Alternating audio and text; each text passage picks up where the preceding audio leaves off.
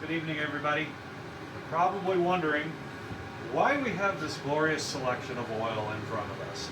There's some non-oil, the staple. We'll talk about that too. Primarily, we're going to talk about oils. Like, what kind of oil should you use in your motorcycle? And that's going to vary on the type of motorcycle. But usually, you're going to use a motorcycle-specific oil. There are automotive oils that have pictures of motorcycles on them, or it says it meets the specifications for it. And it might very well meet specifications. If they put that badge on there, they are supposed to actually meet those minimum specifications. So the choice is really yours. But I wanted to talk about oils because I had a discussion with somebody, with primarily one person. Somebody had asked what oil they were using in their Goldwing. And everybody's spouting off Rotella T6. Well, I had a bottle. A neighbor needed some oil, so I no longer have the bottle of Rotella T6. But everyone's spouting off with that. And I told people I use Honda GN4 oil in my Goldwing. And there was this whole slew of backlash. Yeah, they just get from the cheapest bidder, and do your own research and you'll be surprised who actually makes Honda's oil. Well, I didn't have to do research on it because I know I know who makes their oil. Name escapes me. But it for sure as heck isn't Rotella. So a lot of people mistake the manufacturer as the refinery. And there is a big difference. Yes, OEM oils, they are going to come from, they're going to get the lowest bidder from a refinery for the base oil. But oil is more than just a base oil. And people need to understand this.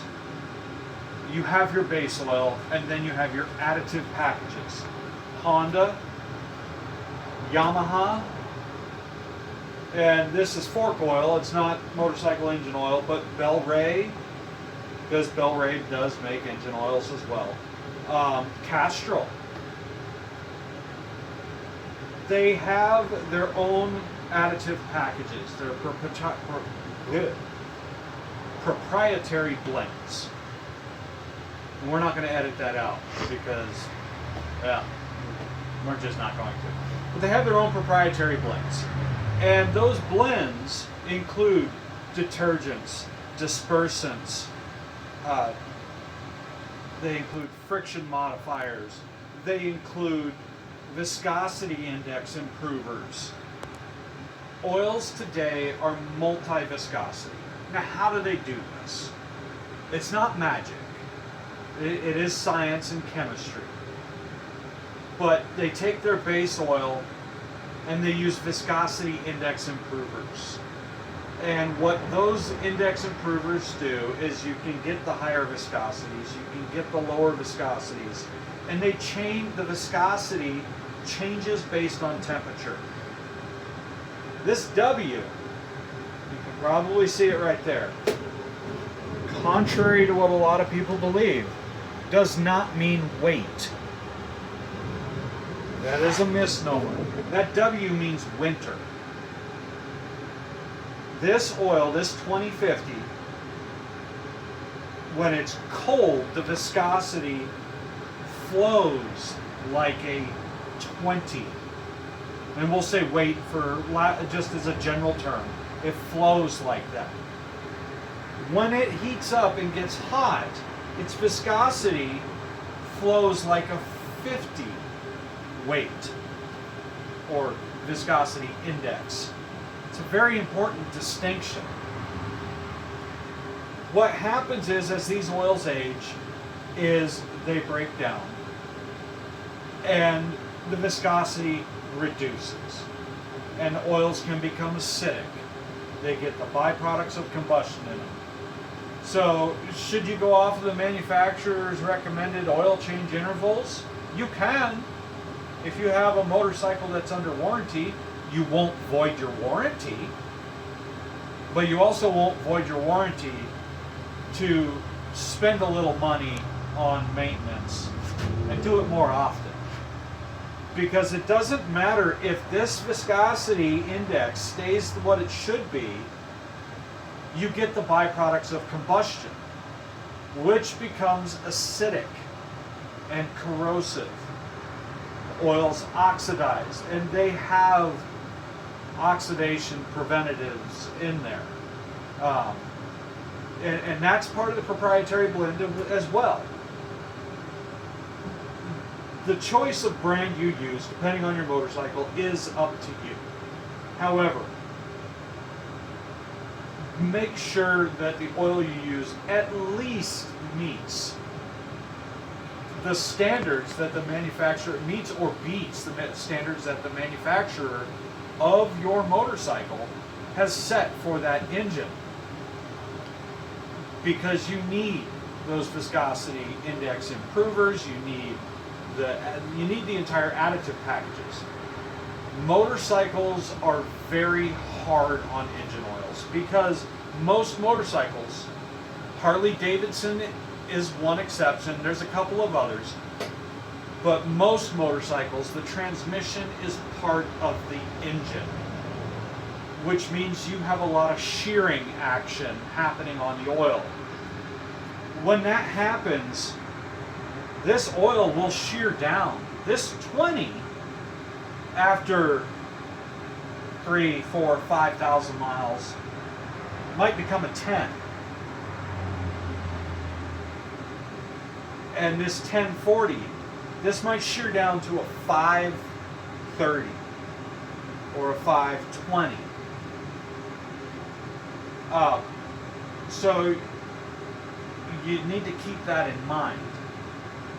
Now, with the additive packages, these oils hold up very well to the shearing action. They're more resistant to shearing down in viscosity.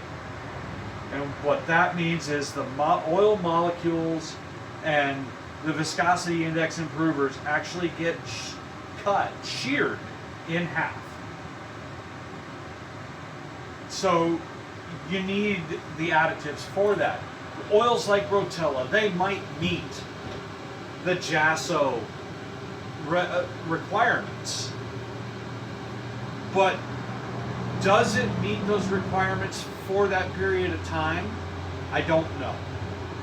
And neither does anybody else that is using this oil, unless they go to the manufacturer.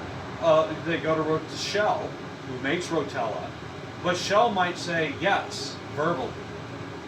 Will they put it down on paper? They may or may not. Who knows? Unless somebody tries it. I'm not going to. I don't have time for that, and I really don't care. There's no real money savings using Rotella oil. The oil you should use is solely dependent on the oil, your preference, personal preference. But it should at least be a good quality oil. Whether it's AMSOIL, motorcycle oil, Pro Honda, Yamalu, Kawasaki has theirs. Whether it's one of those or AMSOIL, I already said AMSOIL, or some other oil manufacturer. Castrol makes a motorcycle oil. I would not personally use in a motorcycle an oil that says it covers motorcycles. It covers semi-trucks, and it covers farm tractors. A semi-truck and a farm tractor is in a completely different ball game than a motorcycle. Yes, those engines do shear on oil a lot, but there's other things. Farm tractors, semi-trucks, they're usually diesel. The additives in diesel oil is to account for a soot load. Motorcycles don't have soot that gets into the oil like a diesel does. I use Rotella in my F350 turbo diesel, not my motorcycle.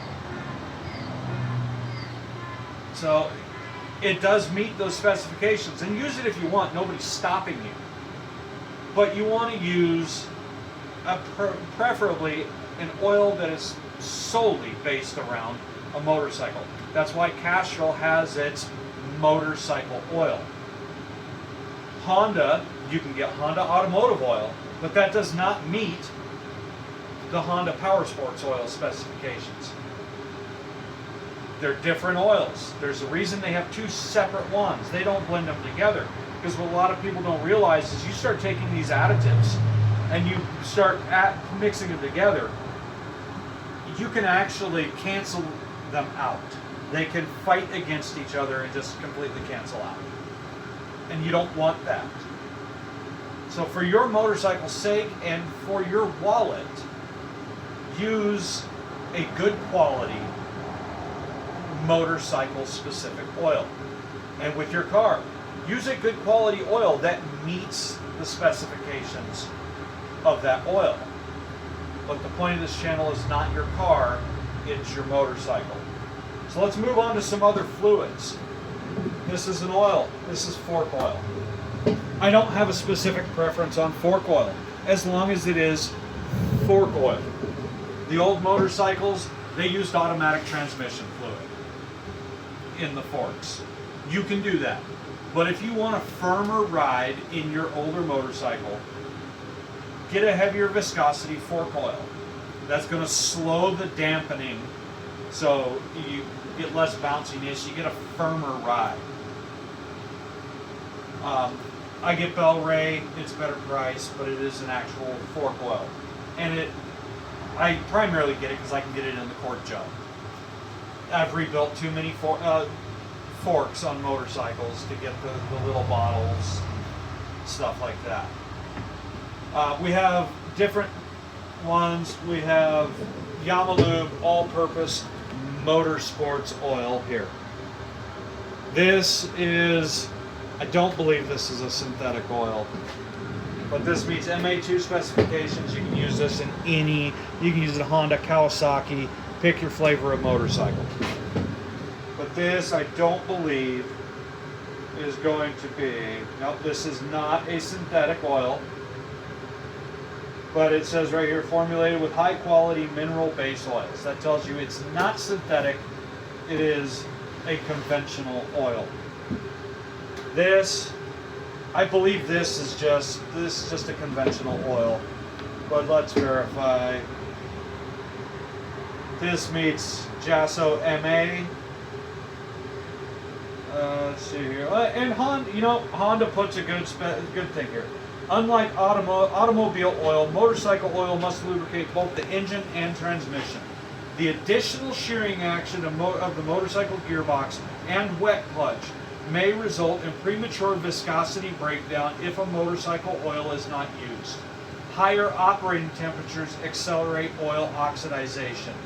High rev limits place greater stress on engine oil. All facts, which is why you want to stick to. I'm not holding up this to say use only Pro Honda motorcycle oil. Pick your flavor, as long as it is a motorcycle specific oil. But this is, let's see here.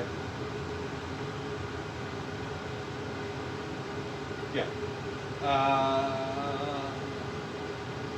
It doesn't specify, but I'm pretty sure this is just, it's either a synthetic blend, which is a misnomer, or a conventional oil. For an oil to be considered to be called a synthetic blend, it just has to have 2% synthetic oil, base oils in it. So it's a misnomer. So, and then we have the Pro Honda HP4S. This is synthetic. This is going to be on the newer bikes. They're going to call for a synthetic. And this one meets MA, JASO MA, but this is a synthetic. So we'll move on from the motorcycle engine oils. Gear oils. They make if you have a shaft drive motorcycle, you have a final drive that is it's not a differential because you don't have two wheels. So you have a ring and pinion gear because you need to convert the spinning of the shaft like this to the spinning of the wheel like this. So you have a pinion gear and you have a ring gear. The pinion gear spins like this, ring gear goes like this. I wouldn't cheap out on it. You can go Castrol. This is a full synthetic 75 140 motorcycle gear oil for shaft drives. Motorcycle specific. The older bikes, they just use gear oil. 80, 90. You can use this, that meets those specifications, and it's synthetic. So this 75 is just fine. But you want to use a good quality gear oil. Don't trip over $100 bills chasing pennies. That's foolish. And it doesn't cost that much more, just get a good quality gear oil. In my Goldwing, and I used to have an ST, but my oldest son has that now, an Honda ST 1100. They use so little, I just got the Pro Honda shaft drive oil. It's an 80/90 or a 75/140 gear oil. Next, chain drive. Chain lube. This is an oil. You want to use a specific chain lube because you want to prevent dirt, dust, and all that from sticking to it, because that stuff is abrasive. Chain oils or chain lubes, chain oil, pick whatever you want to call it, they do that. They are designed for that. Don't just take engine oil and dump it over your chain, because dirt's going to stick to it. It'll be abrasive. It's going to wear out your gears, your chain gears on the motorcycle. It's going to wear out the chain. You don't need to do that. It's not that much. Just get the specific stuff for it. Again, don't chase $100 bills. Don't chase $100 bills tripping over pennies.